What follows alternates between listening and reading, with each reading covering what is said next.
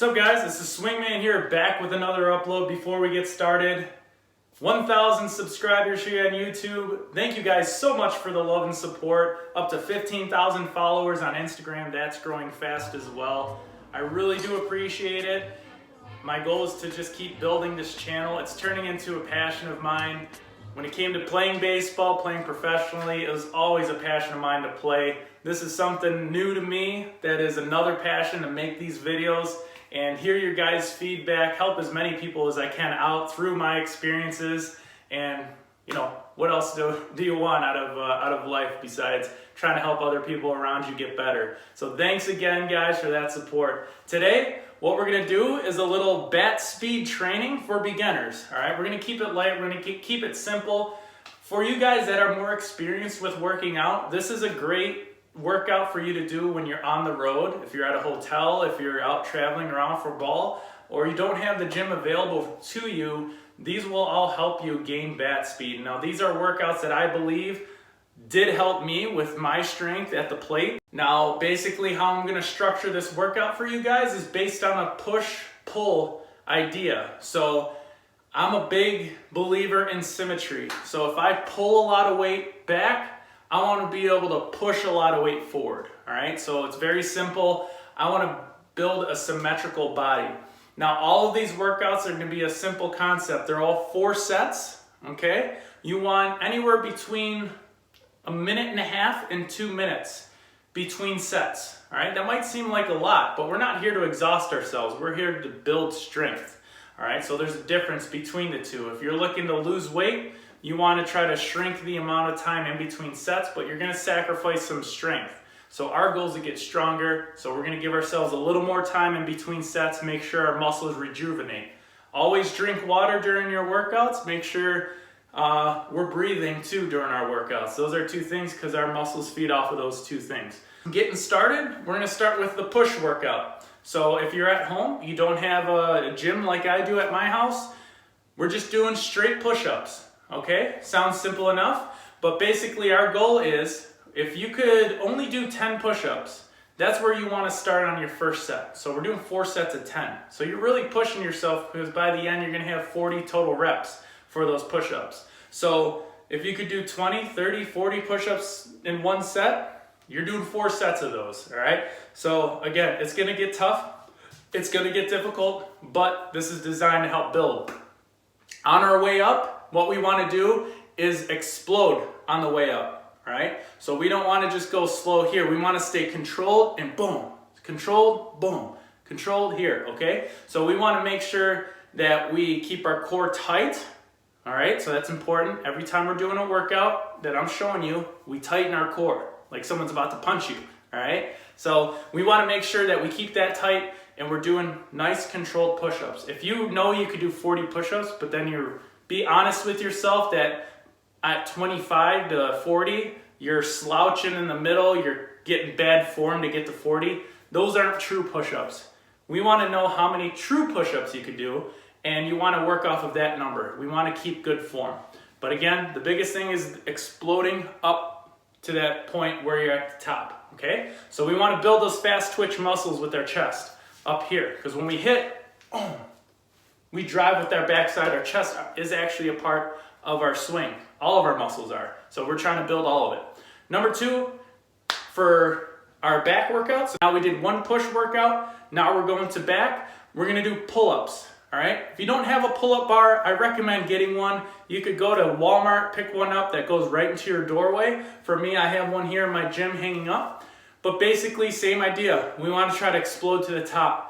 Most guys aren't very good at pull-ups. They're very difficult to start, but you want to start at whatever number you could get. If you could only do 2 pull-ups, you start at 2 pull-ups, all right? 4 sets of 2. So it should seem simple enough, but if we do this enough throughout the week, which I'll tell you how those lay out towards the end, we will get better, all right? When I started doing pull-ups, I could only do 8 to 10 in 1 set. When I got better at doing it, I was doing sets of 10 with a 45 plate and a 25 plate strapped to my waist. So it's about getting consistent with it, getting your muscle, your body used to pulling those weights. Not only does this help your back, helps your forearms, helps your strength of your grip. Now all these things we use in hitting, so that's important. Now going on to lower body, we're gonna do body weight squats into squat jumps. Now we wanna make sure with these workouts that we are exploding up. Okay, again, that's what our goal is. We wanna get these explosive motions. All right, so you're doing 4 sets of those. All right, so now with these workouts, we're gonna do these 4 sets and we're gonna do 10 of each for each set. That means 1 squat jump, 2 squat jump, all right? So we're going up to 10 for 4 sets. So realistically, you're doing 20 reps for every set because you're doing 1 rep of squat, 1 rep of squat jump, all right? So make sure you count them correctly. You're doing 1 of each for sets of 10, okay? So now we got our 4 sets of chest and push and triceps. We got our 4 sets of pulls and our biceps and our forearms. And now we just did squat jumps. We got our glutes, our hamstrings, our quads, our calves, all right? 4th and final thing is core exercises, all right? Our core is very important when we're hitting baseballs, all right? When we're doing anything in baseball, throwing, pitching, running, hitting, all of it, we use our core. So we wanna make sure we get a strong core, all right? So now that I showed you our workouts with our pull-ups, we're gonna use that same bar to do our abs. Now these are gonna seem a little difficult. Again, we wanna figure out how much we can do by keeping good form, okay? So that's important. So you wanna hold yourself in a chin-up position and you're gonna pull your knees up, all right? And you wanna do these for sets of either between 5 or 10 for 4 sets. Once you get good at those, you could do legs straight out. All right, again, you want to prevent yourself from swinging back and forth. We want to stay under control, and this will help strengthen your abs and your obliques. So this is a very simple workout, but realistically, you're working out your entire body, right, in this simple workout.